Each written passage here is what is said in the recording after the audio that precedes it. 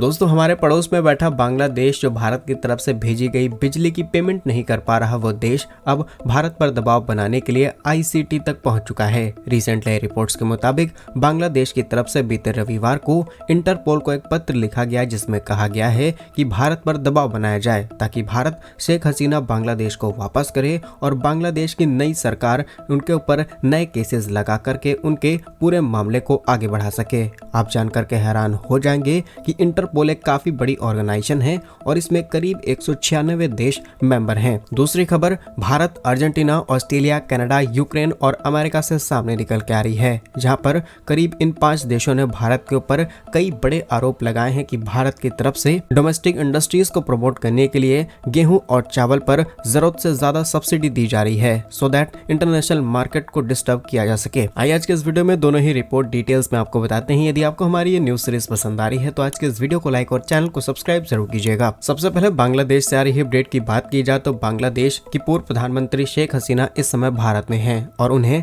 भारत से बांग्लादेश वापस ले जाने के लिए इंटरनेशनल क्राइम ट्रिब्यूनल, जिसे आईसीटी कहा जाता है, इसके चीफ एंड प्रोसिक्यूटर ताजुल इस्लाम ने कहा है कि बीते रविवार को आईजी के जरिए उनके दफ्तर में इंटरपोल में एक पत्र भेजा गया जिसमें भारत पर दबाव बनाए जाने की रिक्वेस्ट की गई है ताकि पूर्व प्रधानमंत्री शेख हसीना को वापस बांग्लादेश भेजा जा सके। जहां इंटरपोल की बात की जाए तो ये एक इंटरनेशनल क्रिमिनल पुलिस ऑर्गेनाइजेशन है और इसे वर्ल्ड की सबसे बड़ी इंटरनेशनल पुलिस ऑर्गेनाइजेशन कहा जाता है। इसको 1923 के अंदर सेटअप किया गया था। इसका हेडक्वार्टर फ्रांस के अंदर है और अभी इसके अंदर करीब 196 देश मेंबर्स हैं। लेकिन बांग्लादेश के लिए शॉकिंग चीज ये है कि इन 196 देशों में से किसी भी एक देश ने हिम्मत भी नहीं दिखाई कि भारत के अगेंस्ट वोट किया जाए या फिर भारत को प्रेशराइज किया जाए शेख हसीना को वापस करने के लिए, और यहीं पर बांग्लादेश को बुरी मार झेलनी पड़ी है। वहीं इंटरपोल की और ज्यादा डिटेल्स की बात की जाए तो इसे इसलिए बनाया गया था ताकि फैसिलिटेटिंग किया जा सके क्रॉस बॉर्डर पुलिस कॉर्पोरेशन को, और जितने भी इंटरनेशनल अरेस्ट वारंट्स इशू किए जाते हैं इसमें हेल्प मिल सके। अलग अलग कंट्रीज की जो पुलिस के बीच में कोऑर्डिनेशन है इसे इनहेंस किया जा सके। इसके अलावा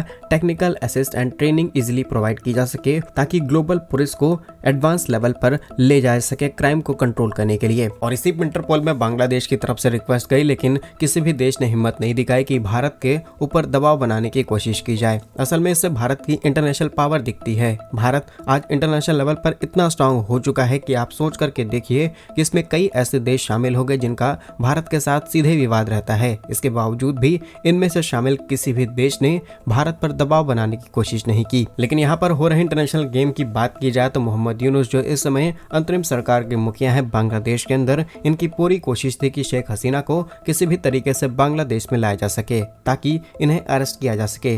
लेकिन उनकी ये पहली चाल तो फ्लॉप हो चुकी है। दूसरी चाल ये भी थी कि ये बाइडेन का सहारा लेते हुए भारत पर दबाव बनाएंगे ताकि शेख हसीना को वापस किया जा सके। लेकिन कुछ ही समय पहले अमेरिका के रिजल्ट सामने आए और ट्रंप भारी मतों से जीत चुके हैं। लेकिन ट्रंप और बांग्लादेश की पहले से ही नहीं बन रही है और ट्रंप ने ऑलरेडी अपने भाषणों में ये कह दिया है बांग्लादेश के अंदर जो हिंदुओं को लेकर के हिंसा चल रही है हम इसे रोकने की पूरी कोशिश करने वाले हैं और हर एक हिंदू की जान बचाने की जिम्मेदारी हमारी होगी। ऐसे में यूनुस सरकार की जो दोनों कोशिशें थी वो पूरी तरीके से खराब हो चुकी हैं। लेकिन सोचने वाली बात यह है कि इस देश पर इतना ज्यादा कर्जा है, ये उसे रीपेमेंट करने के बारे में नहीं सोच रहे बल्कि राजनीतिक गेम खेले जा रहे हैं। वहीं शेख हसीना की बात की जाए तो ये आज भारत के अंदर बैठ करके भी इतनी ज्यादा मजबूत है कि अपने स्टैंड को स्ट्रांग रख पा रही हैं। इसी के साथ अभी भी ये पॉलिटिक्स में पूरी तरीके से इन्वॉल्व हैं और शेख हसीना का मानना है कि आज भी इनके चहेते बांग्लादेश के अंदर मौजूद हैं और कुछ समय बाद ये फिर से बांग्लादेश की राजनीति में कदम रख सकती हैं। और अगर बांग्लादेश में शेख हसीना वापस जाती हैं तो डेफिनेटली भारत और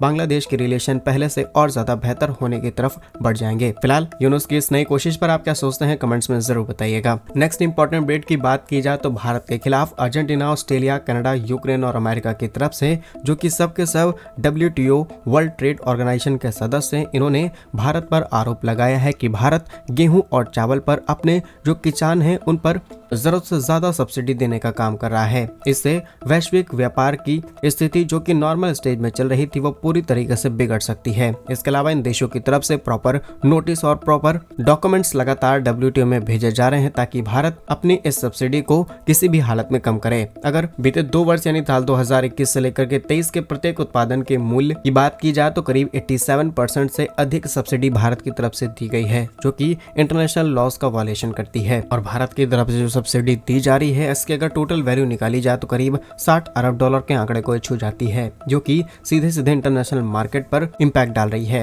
वहीं इंटरनेशनल लॉज के हिसाब से किसी भी देश के अंदर जो सब्सिडी है उसे 10% से ज्यादा नहीं किया जा सकता, लेकिन भारत 70-80% पर जा रहा है। असल में भारत ने कई नियमों के हिसाब से ही अपने इस कदम को आगे बढ़ाया है और अभी तक भारत पर इस चीज को लेकर के कोई भी सवाल खड़े नहीं किए गए। लेकिन ये बात हमें नहीं भूलनी चाहिए कि हम अपने देश के किसानों की मदद नहीं करेंगे तो आखिर कौन करेगा। ऑलरेडी देश के किसान की हालत इतनी ज्यादा खराब है, इसके बारे में हमें आपको समझाने की जरूरत नहीं है। ऐसे में अगर किसान को गवर्नमेंट की तरफ से सपोर्ट दिया जा रहा है तो डेफिनेटली हम अपने किसानों की मदद कर रहे हैं। और अमेरिका जैसे देशों को यह नहीं भूलना चाहिए कि जब भारत की आर्थिक हालात सही नहीं थे तब ये देश अपना सड़ा हुआ अनाज हमें भेज रहे थे। बाकी लिस्ट बहुत लंबी है, बताने आए तो ये वीडियो 30 मिनट से भी ज्यादा बड़ा हो जाएगा। बाकी आप लोग खुद समझदार हैं। अमेरिका और इन देशों के दोगलेपन पर आप क्या सोचते हैं, कमेंट्स में अपनी राय जरूर बताइएगा। भारत कैसे ही वीडियोस पाने के लिए वीडियो को लाइक, चैनल को सब्सक्राइब जरूर कीजिए। वंदे मातरम, भारत माता की जय।